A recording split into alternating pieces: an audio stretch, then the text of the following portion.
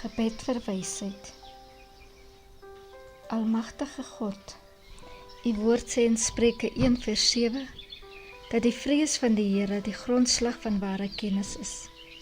Dit sê verder dat sotte wysheid en onderrig verag. Here, help my om 'n gevoel van uiterste respek vir U te ontwikkel, aandagtig aan die gevolge as ek kies om U opdragte te ignoreer. My begeerte is om U wysheid te verwerf. U woord sê in Jakobus 3:17, maar die wysheid van bo is ten eerste rein, dan vredelievend, vriendelik, geseglik, vol barmhartigheid en goeie vrugte, onpartydig en ongeveins. Here, gee dat wysheid my strategie sal wees om my doelwitte te bereik. Ek bid dat my vrees vir U my sal help om die bose te haat en my sal stimuleer om heiligheid te soek, wat my van sonde en duisternis bewaar. Mag my vrees vir U, vir my wysheid en 'n lang lewe bring, soos U woord in Spreuke 10:27 verklaar.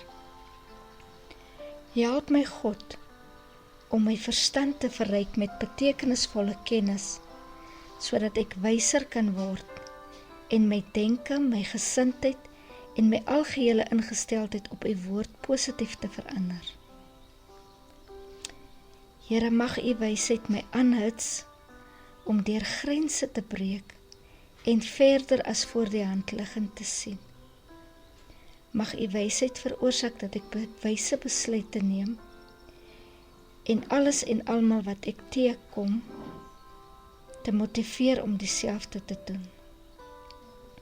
Mag U wysheid my altyd lei en my in staat stel om my lewe in orde te hou deur te onderskei tussen wat waar, reg en blywend is. Mag dit my gedagtes vul met vreugde en vrede, selfs deur teenspoed, en mag dit my veilig laat woon. Skenk my goddelike wysheid, Here.